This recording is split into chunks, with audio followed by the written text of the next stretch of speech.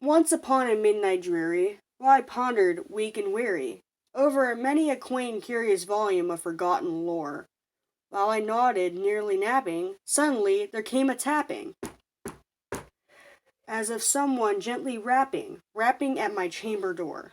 "'Tis some visitor," I muttered, tapping at my chamber door. "Only this, and nothing more." Ah, distinctly I remember, it was in the bleak December, and each separate dying ember wrought its ghost upon the floor. Eagerly I wished the morrow, vainly I had sought to borrow from my books to crease a sorrow, sorrow for the lost Lenore, for the rare and radiant maiden whom the angels named Lenore, nameless here forevermore. And the silken, sad, uncertain rustling of each purple curtain thrilled me, filled me with fantastic terrors never felt before.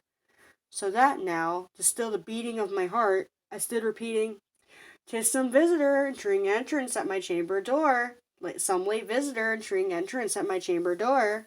This it is, and nothing more." Presently my soul grew stronger, hesitating then no longer. "Sir," said I, "or madam, truly your forgiveness I implore. But the fact is I was napping, and so gently you came rapping, and so faintly you came tapping at my chamber door, that I was sure I heard you." Here I opened wide the door. Darkness there, and nothing more. Deep into that darkness peering, long I stood there wondering, fearing, doubting, dreaming dreams no mortal ever dared to dream before. But the silence was unbroken, and the stillness gave no token, and the only word there spoken was the whispered word, "Lenore?" This I whispered, and an echo murmured back the word, "Lenore!" Merely this, and nothing more. Back into the chamber turning, all my soul within me burning. Soon again I heard a tapping somewhat louder than before. "Surely," said I, "surely that is something at my window lattice. Let me see, then, what there it is, and this mystery explore. Let my heart be still a moment, and this mystery explore. 'Tis the wind, and nothing more." Open here I flung the shutter, when with many a flirt and flutter, in there stepped a stately raven of the saintly days of yore. Not the least obeisance made he, not a minute stopped or stayed he, but with mien of lord or lady, perched above my chamber door, upon a bust of Pallas above my chamber door, perched and sat, and nothing more. Then this ebony bird beguiling my sad fancy into smiling, by the grave and stern decorum of the countenance it wore. "Though thy crest be shorn and shaven, thou," I said, "art sure no craven. Ghastly grim and ancient raven wandering from the nightly shore, tell me what thy lordly name is on the night's Plutonian shore." Quoth the raven, "Nevermore." Much I marveled this ungainly fowl to hear discourse so plainly, though its answer little meaning, little relevancy bore. For we cannot help agreeing that no living human being ever yet was blessed with seeing bird above his chamber door, bird or beast upon the sculptured bust above his chamber door, with such name as Nevermore. But the raven, sitting lonely on the placid bust, spoke only that one word, as if his soul in that one word he did outpour.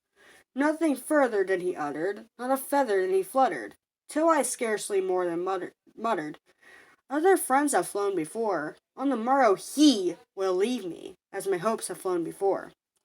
Then the bird said, "Nevermore," startled at the stillness broken by a reply so aptly spoken. "Doubtless," said I, "what it utters is its only stock and store, caught from some unhappy master whom unmerciful disaster followed fast and followed faster till his songs one burden bore, to the dirges of his hope that melancholy burden bore, of nevermore." But the raven still beguiling my sad fancy into smiling. Straight I wheeled a cushioned seat in front of bird and bust and door. Then upon the velvet sinking, I betook myself to linking fancy unto fancy, thinking what this ominous bird of yore, what this grim, ungainly, ghastly, gaunt, and ominous bird of yore, meant in croaking, "Nevermore." This I sat engaged in guessing, but no syllable expressing to the fowl whose fiery eyes now burned into my bosom's core. This and more I sat divining, with my head at ease reclining on the cushion's velvet lining that the lamplight gloated o'er, but whose velvet lining with lamplight glowing o'er, she shall press, ah, nevermore. Then, methought, the air grew denser, perfumed with an unseen censer, swung by seraphim whose footfalls tinkled on the tufted floor. Wretch! I cried, thy God hath lent thee, by these angels he hath sent thee, respite and nepenthe from thy memories of Lenore. Quaff, oh quaff this kind nepenthe, and forget this lost Lenore. Quoth the raven, nevermore.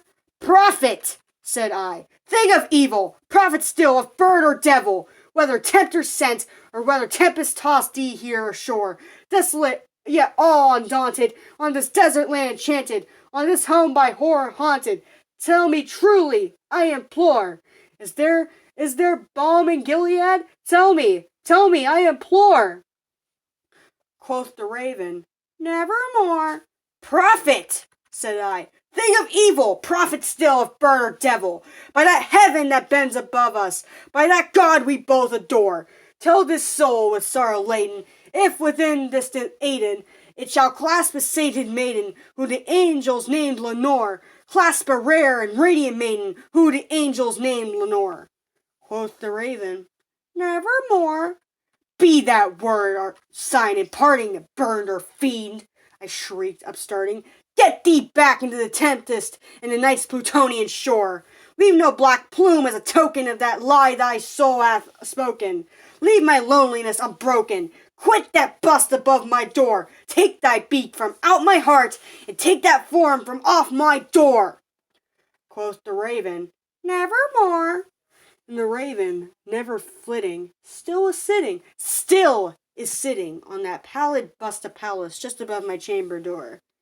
And his eyes have all that seeming of a demon's that is dreaming, and the lamplight o'er him streaming throws his shadow on the floor. And my soul from out that shadow that lies floating on the floor shall be lifted nevermore.